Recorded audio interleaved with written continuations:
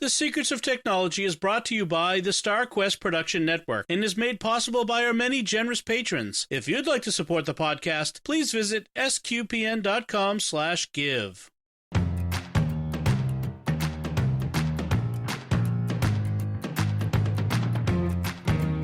Hi, I'm Dom Bettinelli, and you're listening to The Secrets of Technology, where we discuss the technology news that's important to you from a uniquely Catholic point of view.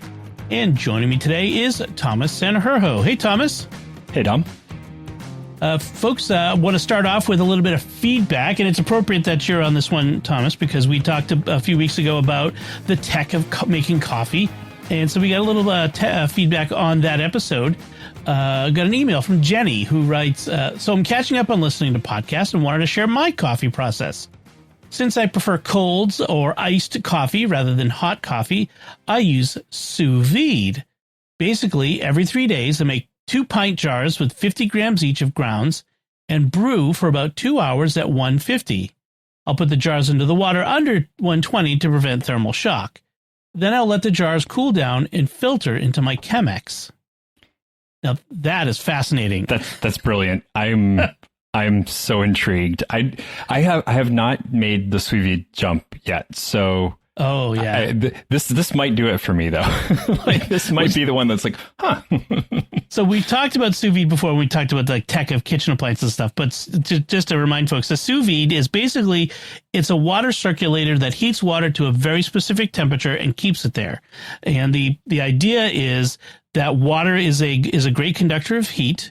And that when you submerge something in it, it heats it to that temperature and stays there. It doesn't get any hotter, right? The water will absorb any heat off of it. You know, that would be in excess. So it holds things at a particular temperature for a long period of time. And, you know, the usual thing is you're cooking food in it. Like you put like a piece of meat or you put some vegetables, whatever, and you're cooking it to it's essentially a non-contact heating process. Right. But people have been finding other uses for sous vide, like you could even defrost things. And if you set the temperature really, really low, like at the lowest setting, and you're just circulating water around, you know, that frozen block of meat, say, it'll defrost faster, you know, and less mess. You know, if you defrost in the microwave, it cooks it partially and all that. You know, this is a faster method. And but this, I had never thought of doing coffee in a sous vide. Yeah, it's bizarrely brilliant. Like this is really I am very interested in this because there's a lot of chemistry that goes into coffee, and if you only have ever had a drip coffee maker, you're missing out because there's a lot of getting the temperature just right, making sure that the beans, and this is the perfect way to do it because you definitely control exactly what the temperature is going to be with a sous vide. So exactly. Yeah. There is a iced coffee or like a cold brew method. And that's essentially kind of what this is, where there's I have a cold brew maker, which we didn't talk about it, I don't think, on our episode, but where you basically put grounds and a certain amount of cold water in this container and you let it sit for 12, 24 hours or something. And then when you're done, you just strain it. It just strains in, and then you put it in the fridge, and it's like a concentrate. And then later on, you get a glass of ice, you throw some of the concentrated, cold brew in there, and then add more water. And then now you've got, or milk or cream or whatever. And now you get your cold brew. It's never been heated. But this is kind of something in between because the ideal drinking temperature for coffee is somewhere around 140, 150, I think. Yeah. But brewing usually goes up to, I think they say like 199 or 200, somewhere in there, maybe a little hotter to 208, just shy of boil. But this isn't doing that. And I wonder if maybe it comes out, it extracts less of the bitter compounds, maybe. That's what I'm thinking. That's got to be what I'm going to do some tests. Jenny, we're doing this, Jenny. You sold me on it. I've never done the sous vide, but I can sell this one to my household.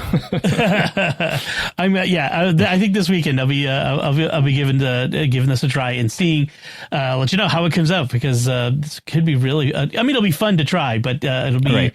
If it comes out, I'll have because I like a nice coffee. What I usually end up doing is brewing hot coffee into a jar, a glass full of ice, and then adding some more ice. Yep. But if I can do it like this, now this is interesting. Anyway, very cool. So then because you are going to have to filter it. So there is that filtering step. So I'll have to think about. I might have to pick up some filters at the grocery store, because I don't have a filter, a drip Chemex, filter. Yeah. Yes, that's what I was thinking. Like, I've got a Chemex, which is just perfect for the extraction process. I also have one of those cold brew. You might even just be able to do it into that cold brew system that you have. That's true. That's true. You got it ready to go. Yeah. I'll give that a try first. I think that's because I was trying to think, what do I have that can filter? But that probably will do it. Excellent. All right. That's if you have other methods, let's hear about them. I have to say, we talked about James Hoffman in that episode, who's like the YouTube channel, who's a coffee expert. He's got a new thing that, like, a collaboration with a company, I forget what it's called, Comet or something like that. They're coffee like pucks. They're concentrated coffee that's already brewed. All you're doing is adding water, like hot water, to it. And it's so it's not like instant. It's kind of like instant coffee, I suppose, but not like your dad's Senka, Right. It's not instant coffee that's been murdered. It's instant coffee that's been preserved. It's been brewed to perfection, and then using very advanced technology and science and whatever magic that they have, and creating a stable puck of it that you just add water to. I'm curious. I want to try it out anyway. Yeah. Well, I love stuff like this, because there is such a ritual to it. Like, no matter what you do, you have some kind of ritual to it, and it's so fun to hear about what other people have developed around that ritual of brewing the coffee and having it come to life. I mean, we're going on and on, but I just wanted one last anecdote, which is this past weekend I was camping with the Scouts, and I got like the really basic ritual, which is I put my titanium cup in the fire, to boil the water. I use a Y branch, folks who can't know what I'm talking about, like a branch to pull it out, and then do a pour over with the Japanese pour over bags. I don't know if folks know those. I might have mentioned this before, and just do a pour over into the cup, and just have like that cup of coffee sitting next to a fire out in the woods. Like, it's clearly not the best coffee. It's in a foil packet, but it was really great coffee, because part of it is, like you said, the ritual, the place where you drink it. It's awesome. It was really good. It makes a huge difference. Yeah. Yes. I actually think this is a perfect segue into our larger conversation for this week. Yeah. Because, there's a lot of news about AI, and I feel like, we're kind of moving into this realm where everyone is feeling like AI is going to replace everything. And my big caution about it, and my big worry about AI kind of replacing everything, is losing that soul of a thing, like the ritual of a thing. And we'll get into it with some of the conversations we're having, but it's interesting, because like this kind of thing where it's like just the ritual around making coffee, and how everybody does it differently, but it's essentially just boiling water and pouring it over ground coffee seeds, right? Right. That's it. There's not much to it, but there's so much to it when you let the human element kind of enter the picture. Right. Do I want a robot making my coffee? Would it be better? Or my pizza, or it could be technically perfect, but let's get into our main topic then, because you brought to my attention this story out of Hollywood. There's been a controversy among actors and their representatives, their union, SAG-AFTRA is the actors union, over this AI actress called Tilly Norwood. And so she's the creation of this other actress, comedian, technologist. They call her Van Velden. Sorry, I should have had that at the tip. But Aline van der Velden. That's her name. Yeah. And there have been AI characters put out on Instagram and YouTube as if they were real, and then it comes out that they're actually AI generated and that sort of thing. But this has been they clearly made her out like this is an AI thing. And the big controversy is that Van der Velden over the last weekend, revealed that she's in talks with some talent agencies to represent her AI actress, quote unquote. I'm going to say quote unquote because it's not a real person. Mm-hmm. And people are kind of mad about this because it's not a real person. How can it be? So what did you want to what's your take on this? What did you want to say about this?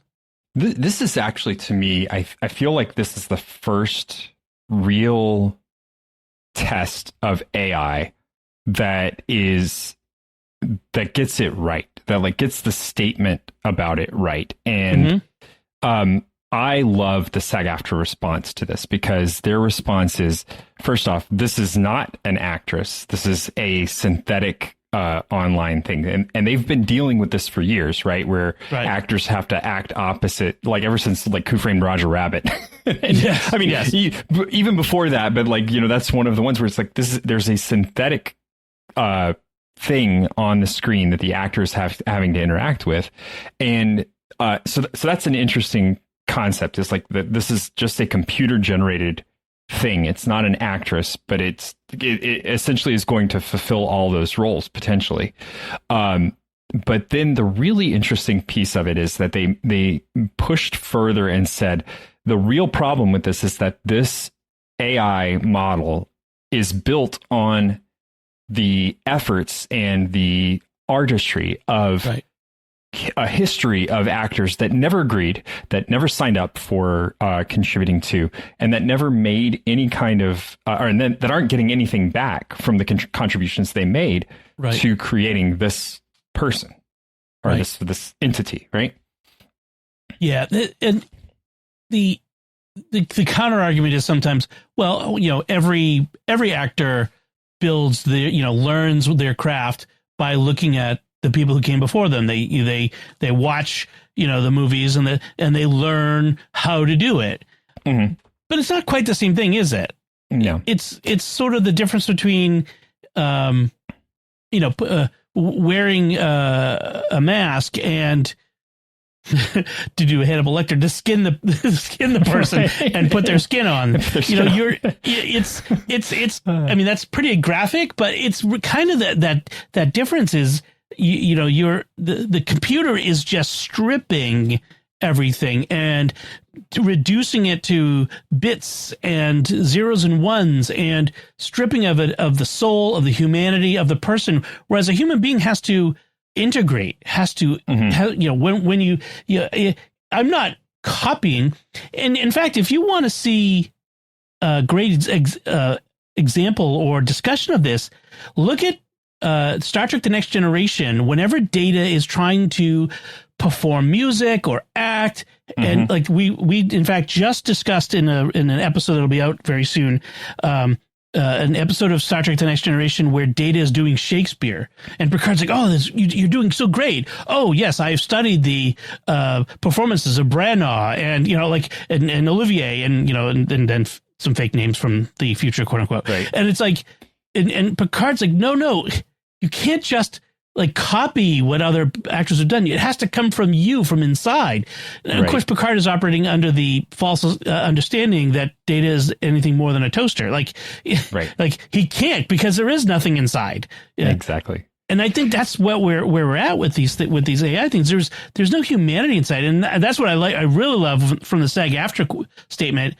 Creativity. They say SAG-AFTRA believes creativity is and should remain human-centered. Mm-hmm. And man, that is, if that's not a Catholic statement, I don't know what is. Which was what really struck me about this. Like this was a statement about art, and it shows that they take their art seriously. It shows that they take their artists seriously.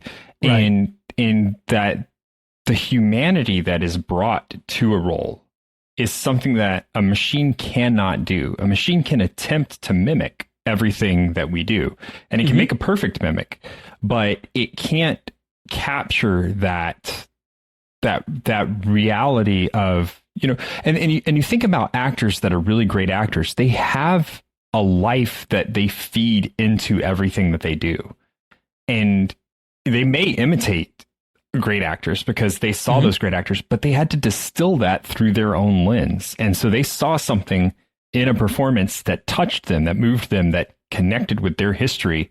And then they brought that to the creation of their own art. And it may be close, but it's their take on it. And that's something that AI can't do. Right. That's the other part of the SAG-AFTRA statement. It says, synthetic performers have no life experience to draw from, no emotion, and they may be copying, they may be integrating in some way the thousands of performances of actual actors, but it like you said, it's not filtered through a life experience and real emotion and real, how does an actor know how to act in love? Because they've experienced love. This AI hasn't experienced love, and so it's not real. And so and I think it's just a simulacrum of something. I mean, it's I don't want to get all dramatic and gross about it, but it's like the difference between real love and the fake version of it that some people find it in the seamier sides of the internet. Let's just put it that way. Yeah. It is not real, and there is not. One of the things I'm looking at with this was I was thinking of Pope St. John Paul letter to artists back in 1999. He wrote this letter to artists in which he talked about art as part of God's divine truth that he gives to humanity. Art is a way of exploring truth and goodness and beauty, which are all aspects of divinity, which are all aspects of God himself. And so you can't explore those things using an AI, using an artificial intelligence. I think it disrespects the breadth of inspiration. I think he says, the breadth of the Holy Spirit and the spiritual dimension of art. I think it undermines that. And I think as a Christian community, we've been sort of wrestling with this over the last few years as generative AI has kind of burst on the scene with things like sacred art. Right. Or with the, the priest that they made that started hearing confessions, and Father Justin AI. Justin AI. Yeah. And there's been a Jesus version of that as well. Yep. And the thing is, here there's two concerns here. First off, there's no human element, which I think is a big concern, and that's like a moral, ethical dilemma that really needs to be wrestled with. Corporations don't tend to care about that, so I want to give the commercial angle to this too. Is an AI is only ever going to present you with the absolute mean of what they have experienced. So all of the input that they have taken, they're going to do the bare minimum, like the middle of the road. So it's mid, as the kids say. Yeah, exactly. The best performance you're going to get is a C performance, right? You're not going to get an A performance ever. You're going to get a C performance. And then sometimes it's going to go wonky and hallucinate and do weird stuff. And you're going to get like a D or an F performance out of it.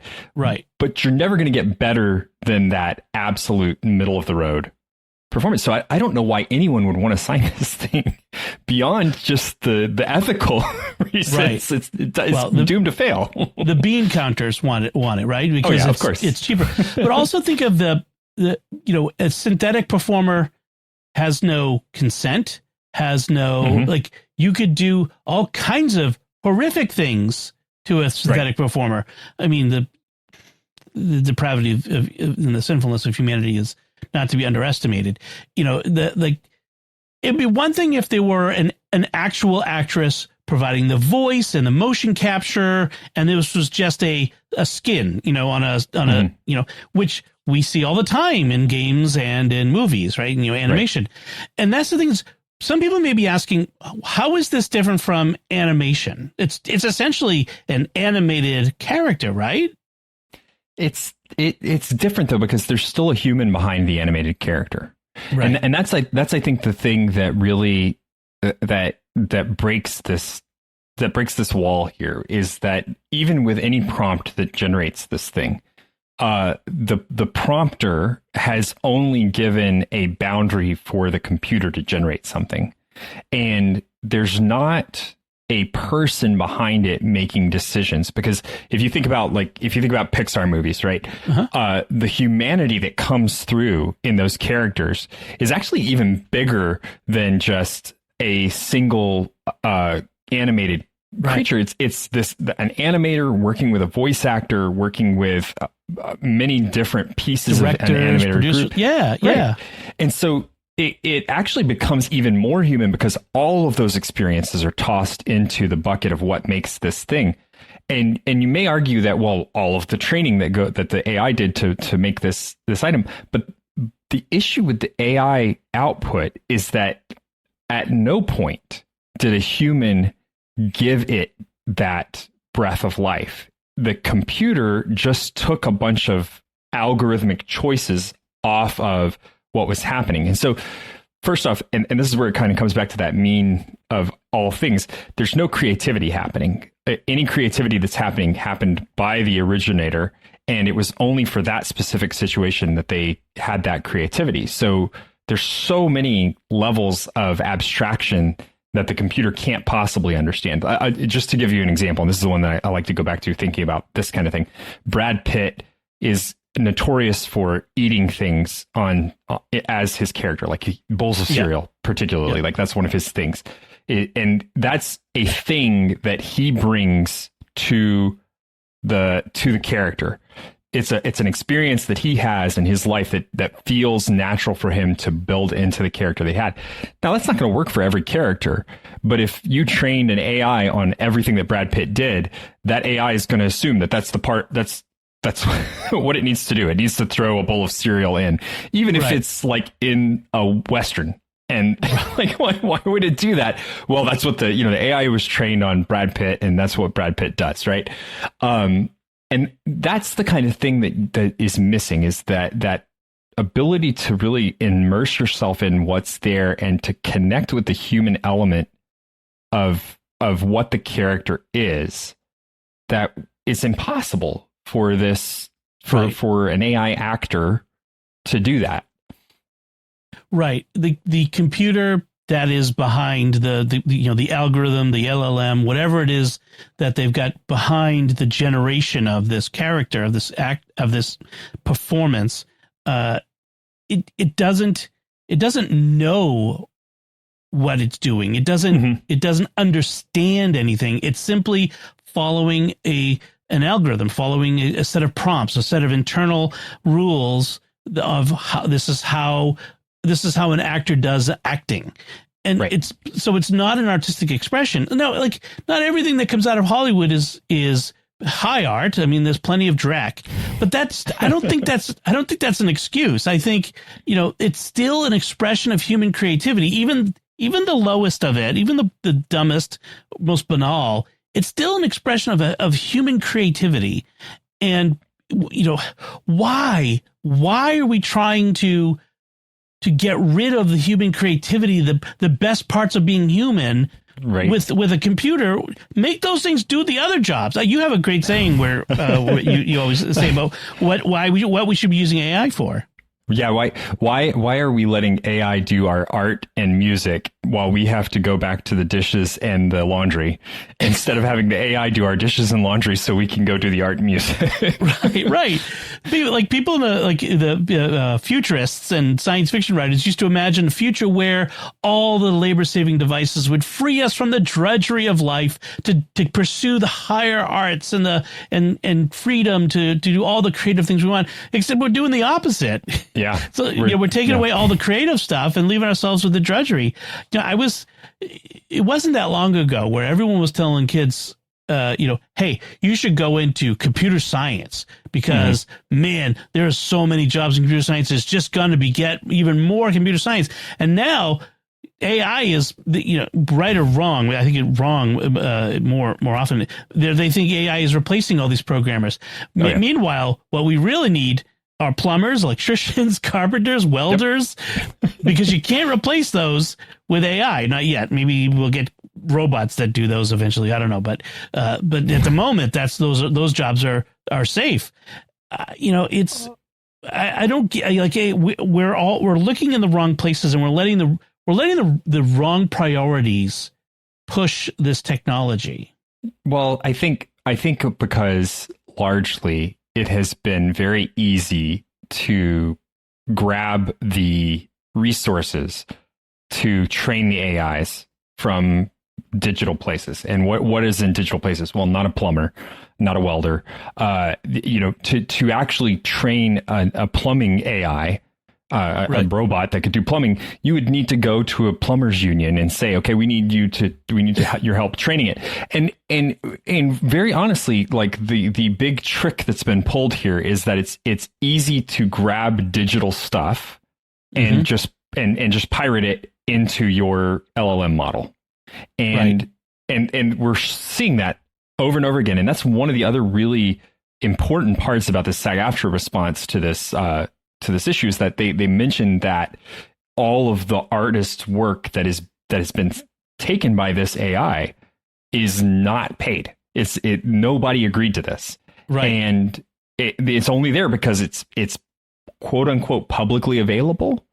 But even that's questionable, if anybody who's old enough will remember those, you wouldn't steal a car or a TV, so don't pirate the video, right? Yes, those FBI warnings at the beginning of the VHS cassettes, yeah. But that's what this is. This is the ultimate form of piracy, right? I'm just gonna splice together all of the pieces of the movies that I want to make my own movie and then sell it as my own. And I did no work other than splicing together all of these frames. Right. None of the creativity is mine. None of the genius. None of the artistry. Exactly. All I've done is, fed it into a machine in order to output something. I think, we both have talked about the ways that we use AI every day to make our lives easier to do things. But there are places where it should not go. And this is one of them, I think. I think replacing the creative spark in us. As I was reading up on this, I was reading about how authors, there's an authors guild where it's not just novelists, but people just who work in creative writing in general, content and marketing. They're losing their jobs by the boatloads. All of these companies are replacing all of the content you're seeing in newsletters and on websites. That's all being generated by AI. Like half of the new quote unquote news sites that you see out there are just AI generated slop. Like they're not even being written by human beings anymore. It's just, and where are they getting the information? They're just getting it from each other. Yeah. Eventually that's everything is going to be trained on everything else because they're training the new models on what's available on the web, and what's available on the web is the stuff that the old models made. Exactly. Oh. My favorite upcoming complication is coders using coding AI, and the coding AI is leaving in spots where it says to do fix. And that's all it says is just to do fix. and that comes from the AI being fed all these prompts like, I need you to fix this, and being given practically nothing to work on. And it's like, oh, okay, this is how we're supposed to do things. And so it just kind of is throwing it back at us now. Just follows the bad habits of the humans that preceded. Right. Exactly. Yeah. So I don't know. It's interesting. I talked too about the fact that all of the AI replacing programmers is really going to come back to bite these companies in the butt in 2 to 3 years when they realize they got a bunch of Nedry style code, Jurassic Park, Nedry's troll code that, yeah, exactly. And that's what they're going to end up with. And then they're going to be like, okay, now we need somebody to fix this. And there's going to be a select group of people that are ready to go. And they're going to say, okay, but now you're going to pay me 3 times as much as you would have paid me to just write it correctly in the first place. Right. And exactly. They absolutely should be entitled to that and should be in that place. So it's just, it's going to hurt when we get there. It is. I think there is I think the big AI problem that's coming down is not artificial general intelligence, Terminator style Skynet. Oh yeah. It's when we run into the wall, the limitation, when we realize we can't do all the stuff that we thought with AI. I mean, we could do a lot, and it's getting better every day. ChatGPT 5 hallucinates a lot less than it used to. That's for sure. But there's a wall coming. There's a limitation to what it can do. And when we've driven all of the programmers out of into different careers out of programming, who's going to write these apps for us? Who's going to program your phone, your operating system, all this other stuff? Companies that fall for this, it's a false economy. Like it's a false. You're gonna kill your company eventually by doing it, and that's scary. But it needs to happen. We need to. It's a lesson we keep having to learn: is to stop replacing human beings, because human beings are essential. Yeah, well, we work not just to make widgets, right? We work to have a meaning and to provide a meaning and to collectively enhance our lives as humans with other humans. Right. Work ennobles and gives dignity to humanity. Exactly. That's right out of Centesimus Annus and Rerum Novarum and various other church, and biblical encyclicals on work and labor. The church has been thinking about and talking about this for more than a century, at least in the modern context, and it's more relevant than ever. That's for sure. We were around when the loom replaced the the weavers, and around when the printing press replaced the monk. So right, the church has been there. Right, and that brings up a good point. Technology and advancement is not bad in and of itself, and even technology that puts some people out of work. Like it's better that we have cars than that we're horse and buggies. We don't want to prevent cars so that blacksmiths could continue to work. But when we do these things, we have to ensure that people are not, it's not at the expense of people, that people are kept at the forefront of our concern of when we do this, we need to keep people at the forefront of our concern for how this affects society. And that's really the difference. And we are artists right now are the ones that are on the block here for this, and we need to be careful. We have to be careful with our artists, because it's already hard enough. Kids should not study art in liberal arts in college because you can't get a good job. And I saw someone make a good point, which is if you convince every kid not to become an artist, who's going to make your TV shows and movies that you love so much? Keep that in mind, by the way. Yeah. Yeah. So the synthetic performers, right? Right. Well, that's exactly what it'll be. And then what you'll end up with is everything will be a B movie. And that's the best you're ever going to get.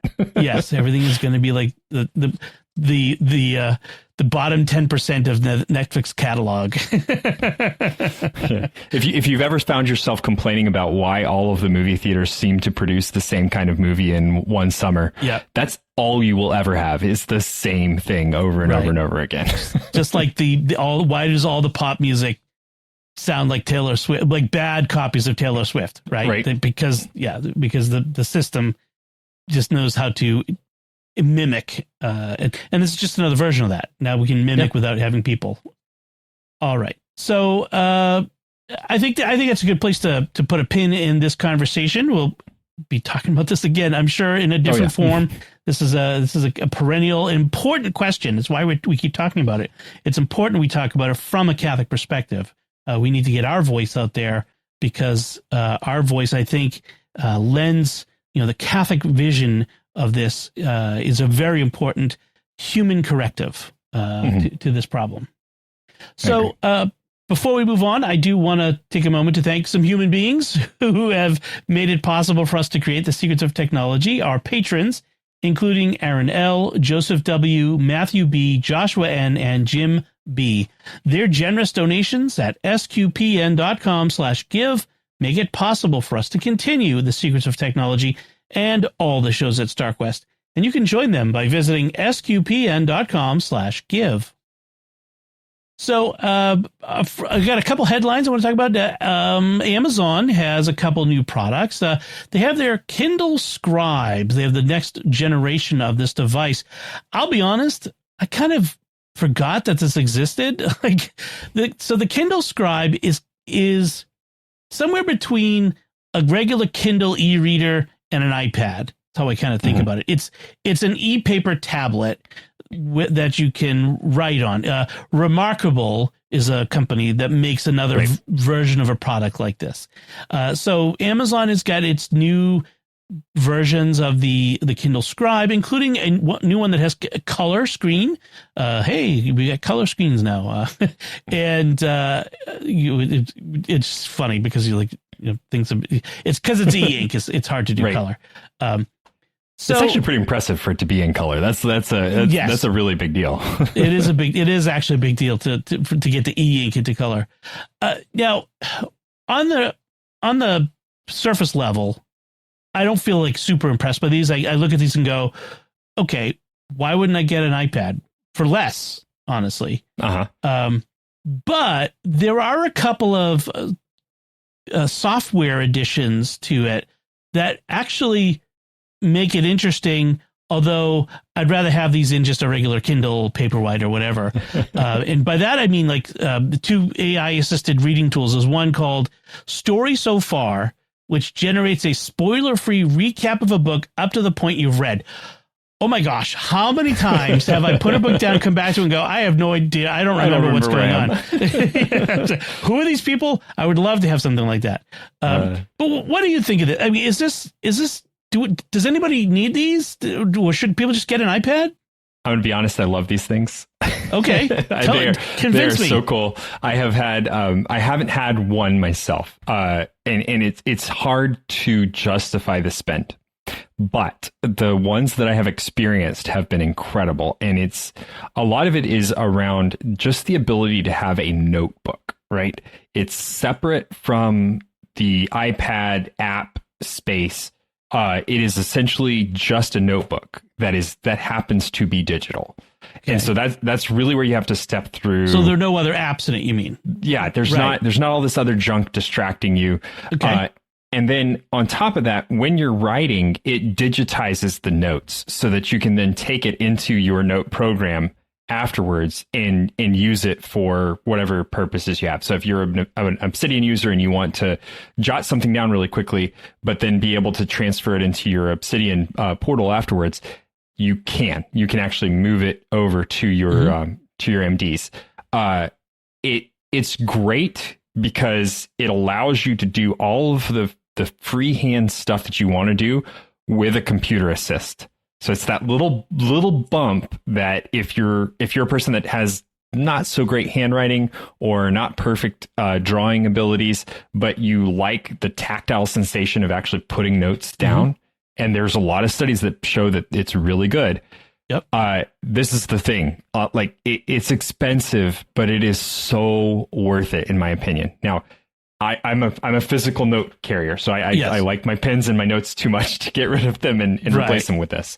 But it's tempted me very often.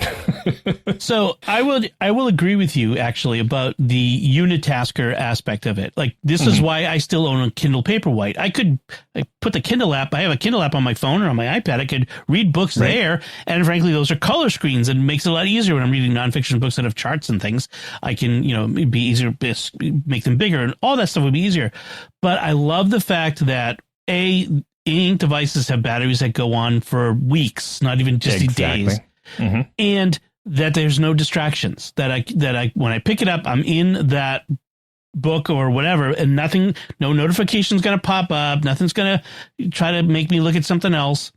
So those two things, definitely, I agree with that. And also e-ink, you can read it anywhere, and outside and not have to deal with glare.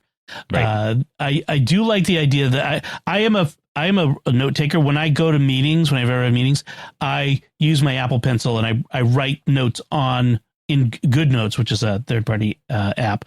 I write notes there for I don't know what it is, but but like you said, I much prefer taking notes by hand, even though it's a digital process. There's something about it that is much more satisfying to me, and it's easier to draw, circles and arrows and things, and you just can't really do that with a keyboard. So I get those things, and I guess I understand then why there's this attraction. Now it's an expensive leap. Yeah, this one's even bigger than, which gives me hope, because I'm hoping that some of the other ones that are just the black and whites will come down in price enough to be able to justify it. But yeah, it's a few $100s, and that's, now to be fair, if you are a person who, if this is the market for this product is, you are a person who likes those tactile notes, but hates having to then copy them into your digital bank.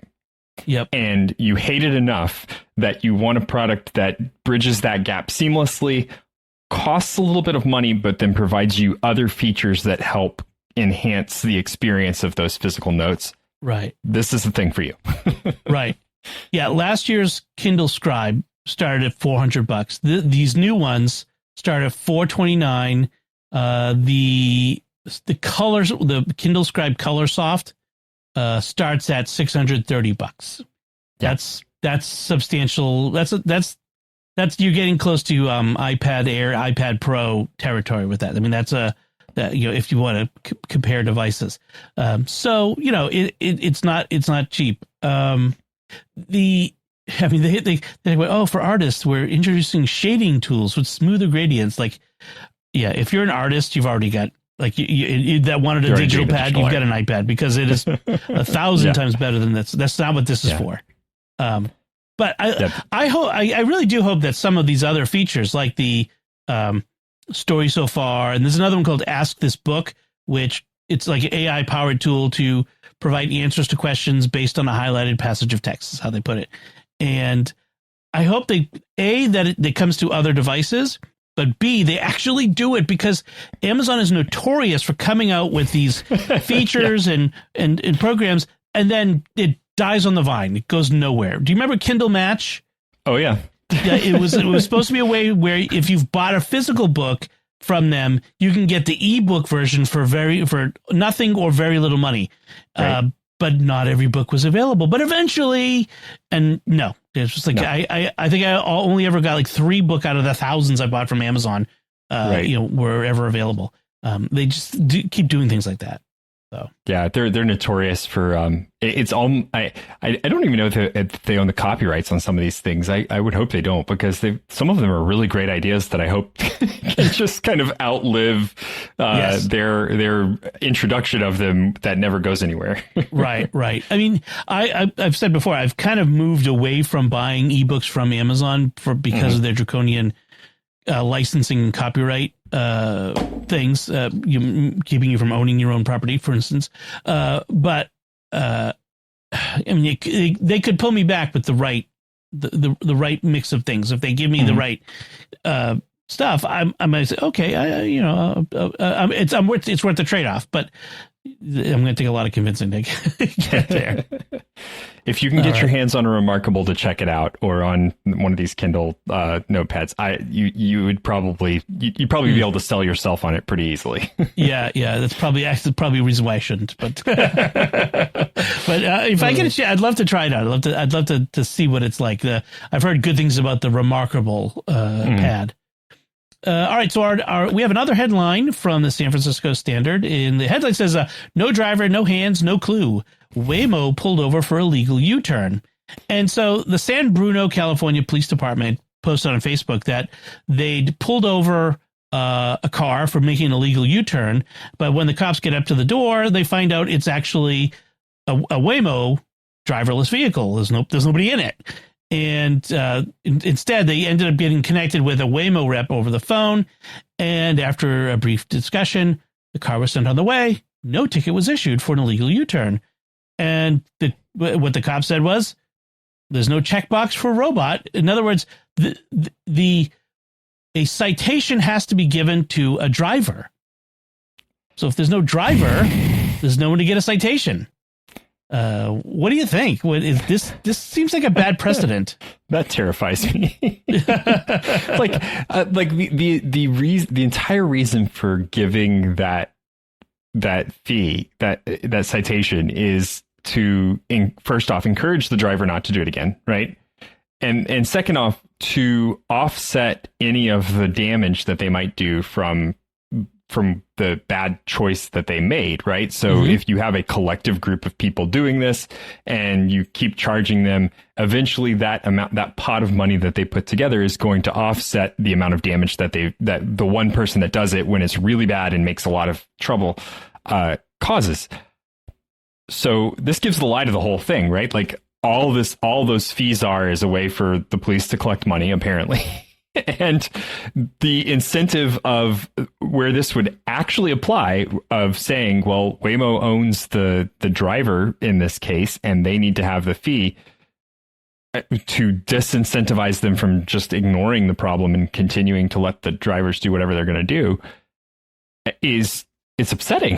Like, it's like, right. Why would we not charge them in this case? This makes perfect sense. In fact, probably charge them per car that they have on the road, because every single car they have on the road would have made this exact same decision. Right. And so they should face a larger fee than just a single driver. Right. Apparently, there is a bill before the California legislature that would hold the company operating the vehicle accountable. That they would be held liable for the violation. Yeah. But like the one of the things the cops point out is the Waymo is different from a Tesla. A Tesla, even in self-driving mode, there is a human being behind the wheel. There has to be. Tesla requires it. They won't drive without a human being, except in that parking mode thingy that it can do, which is a very short range thing. But even then, is a human being operating it, saying, "Come to me." You know, this is a human being. So in the case of like a self-driving Tesla, they could give the driver a ticket. If you were a passenger in a Waymo, you're the one. Are you operating it because you hired it to take you somewhere? Imagine getting a ticket for the car doing something. Yeah. I didn't tell it to make that turn. Like, I just want to get to my destination. I'm just in the back. I'm just cargo. So it is an interesting. See, this is the sort of thing that we have to deal with as these things happen. Like, we've created a world that is not about, that doesn't take into account autonomous beings, in a sense, autonomous artificial beings.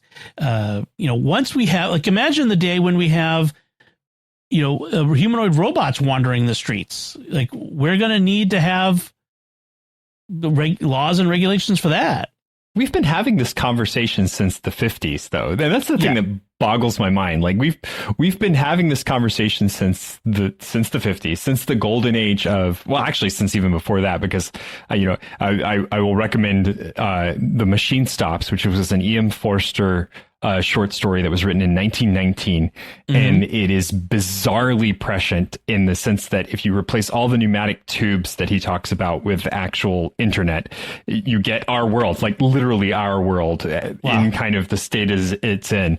And so we've had this on our minds, and we've never bothered to actually like codify it in any way. And now it's on us, and this is the thing that really bothers me about it too, is like there are a bunch of lawmakers in positions of power who have had access to this moral conundrum thought process for as long as they've been alive. Very obviously it's for as long as they've been alive, because it's been around for that long. And I have read the books that were written when they were born. Right. And they still don't have an opinion about this? How? Lawmakers will not make a law for hypotheticals. They will only make a law in response to a situation, an event. And I mean, that's not laudable. I'm not saying that's the way it should be, but that's how they act. And sometimes, they do it because, there's this bad thing happened, and I'm going to stand in front of a camera and say, I'm going to ensure this doesn't happen again, right, and pass this terrible law that doesn't actually accomplish anything, because I'm going to mandate that technology should work this way. Like, hello, like technology doesn't work that way. Right. Thank you for obeying the laws of physics. Yeah. But it's so funny to me that so many of them seem to have no opinion about this, and it's like you grew up in an era where this was talked about openly and very, very frankly, and we already should have made a decision so that when this kind of thing happens, like in my opinion, and this is very honestly my opinion about this, is that Waymo should be charged for every single car that is on the road currently, whatever the citation fee is, multiplied by the number of cars, because the one car committed this infraction, but every car that they have would have committed this infraction. And if you don't charge them in that way, right, then you end up with a situation where it doesn't matter to them. We'll just pay the fine per car because right, it's only going to happen, 3 times a year. So $600 is not that big a deal. And until it suddenly is, because this thing makes an illegal U-turn and slams into somebody and kills someone, Fines are supposed to be a disincentive. And exactly, there's a reason why big corporations get bigger fines in other areas than individuals do, because the fine that an individual has to pay is not a disincentive for corporations. So we have to scale the disincentive to the size of the personage. And I agree. I think this is a much bigger deal than Joe Idiot who took 30 hours of driver's ed or whatever and did a legal U-turn. It's a much bigger deal because, like you said, this isn't just one bad driver. This is thousands of bad drivers who would do a bad thing. And so, yeah, I agree with that. And I don't think we should let, it's kind of funny. And there was all kinds of jokes in the comment thread on the Facebook post of this San Bruno police department about this, people like, I identify as a robot. Why should I get fines, when I'm driving, that sort of thing. But in this case, no, I agree. I think it should be fine. The fine should go to the company. Okay, so now it's time to discuss our picks of the week. And Thomas, why don't you go first? What's your pick this week? All right. So I was really actually very surprised that this one wasn't already in our picks of the week. I am going to say my pick of the week is the Thermo Flask. So you've probably seen these bottles. They have like a little water droplet with a snowflake inside of it. You can get them customized. So you can get somebody's name printed on them. And they have like a rubber gasket on the bottom and a really nice top that has a carabiner style hanger on it. Holding mine up at the camera, but you guys can't see it. But you'll know them when you see them. They are fantastic water bottles. Now, to get to the website, you have to go to mythermoflask.com, not thermoflask.com. It's a totally different thing. Don't go to it. Just mythermoflask.com. I love these things. Being a father of 8, my kids beat these up incredibly, and they still keep ticking. They retain the coolness of the water inside. They clean pretty easily. They have gaskets that remove, so you can actually get all the gunk out of them. And the running gag with my family is this is called my "Where's my water bottle?" because I'm always asking, "Where's my water bottle?"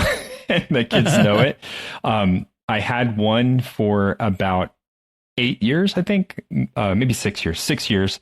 And lost it finally at one point where I just could not go back and retrieve it. So I know where it is. I actually could probably go back and find it at some point, but it's a lot more effort than it's worth. So I just bought myself another one, which is rare for me. It's rare for me to purchase another of a thing and not try something new. But I love these things so much. So Thermoflask, mythermoflask.com. If you're looking for a good water bottle, they come in different shapes and sizes. I like the kind of 1.5 liter one that I have. It's pretty good, and it's durable. Like it's got dents in it all over the place, but works fantastically. and not expensive. I mean, I'm looking at one that's it's 24 ounces. It's $27. Yeah. For a good water bottle. My kids, they beat up their water bottles with scouting and go to karate and like all the different places that they take their water bottles. A good water bottle that would last is worth it. And for $26, that's not a bad deal. Yeah. For 24 ounce. Yeah, they are durable as all get out. I mean, and they work with dents too. Like they'll get dents in them, and they still keep trucking along, no problems, no leaks, nothing. Very nice, excellent, good pick. I like that. I like it because I'm going to eventually be using it myself. There you go. Those are my favorites. So my pick this week is an app that's probably best for. I mean, you could use it yourself as an adult, and I know some adults who do, but all my kids have this app. It's called Finch at finchcare.com. And it is it's called a self-care well-being app that uses a gamified virtual pet, a Finch, to help the user, in this case, my child, one of my children, to complete self-care, mood, and habit tasks. And my kids all are dealing with various anxiety issues or, various learning disabilities or ADHD and that sort of thing. And, executive function is a big deal. And the Finch app helps them stay regulated, it reminds them of things they need to do. And so it's gamified. So if you complete the things that you say you need to do, it will suggest things, but you can also put your own things in. Like my son has one of my sons says his weekly chore is to take the trash out, put the trash on the curb for the trash day. That's in there. And I no longer have to remind him because Finch reminds him, so, and there's a paid version, but we don't use it. My kids all have the free version. You can use it's an internal currency system to buy things in the Finch store, decorations and whatnots, which are all very necessary. And you can still get some of them with the free version, all that sort of stuff. So you don't have to pay for it at all. It's iOS and Android. Thomas, you said your kids enjoy this too. I mentioned that you were bringing this up for the Picks of the Week, and my kids were all like, "Oh yeah, that's so great! I love Finch." and it's interesting because my two older kids are dealing with a lot of kind of stress and anxiety issues. And so it was recommended to them to start with. But then my third, who hasn't really experienced much of that, he's gotten the most out of it. Like he loves it. He thinks it's just fantastic.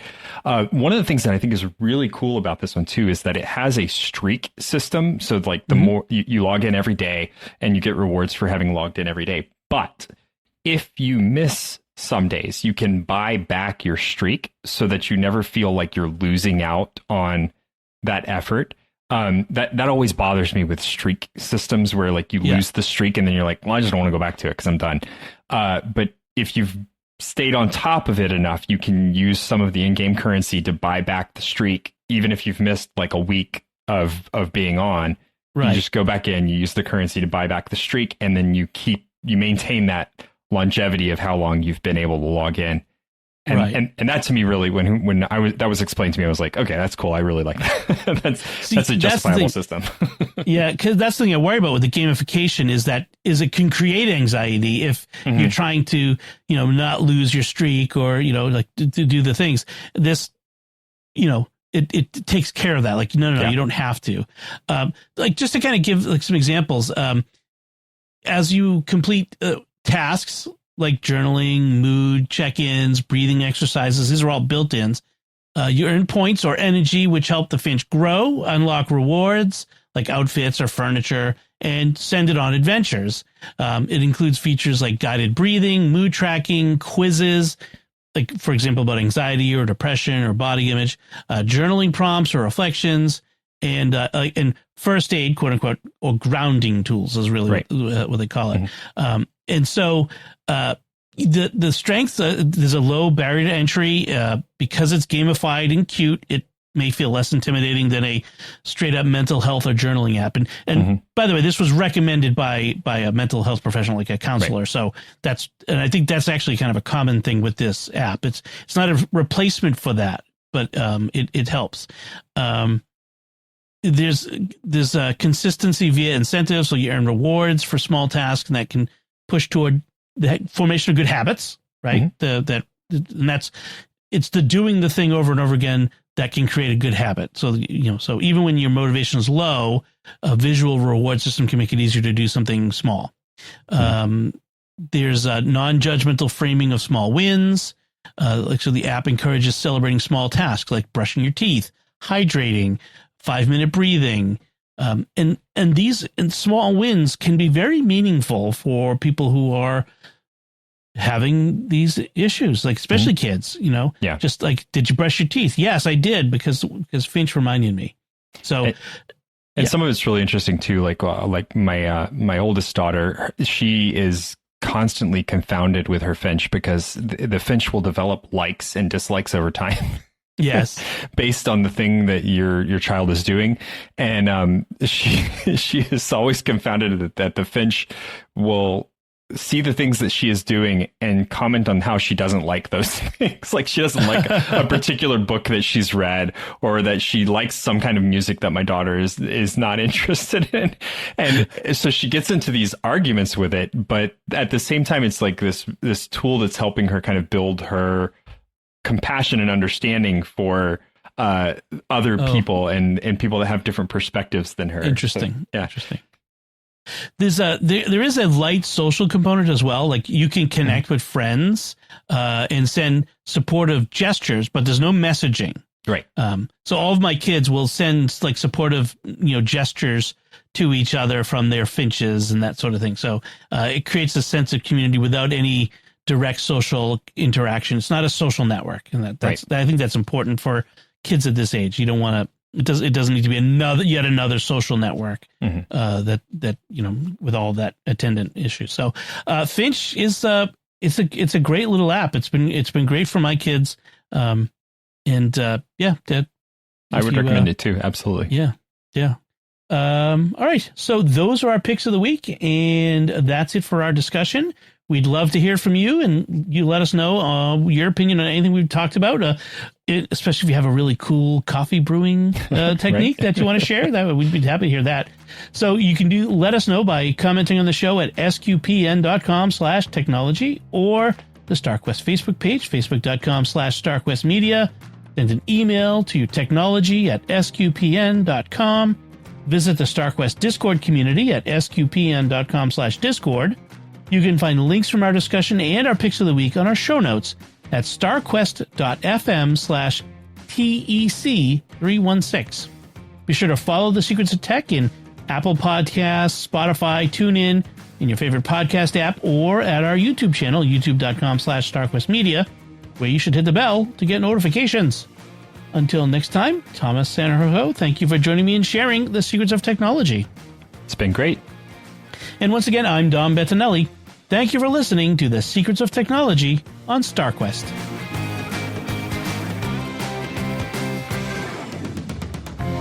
Here's another show on the StarQuest Network you're sure to enjoy. The Secrets of Sacred Art. Find it wherever fine podcasts are found or at starquest.fm/art.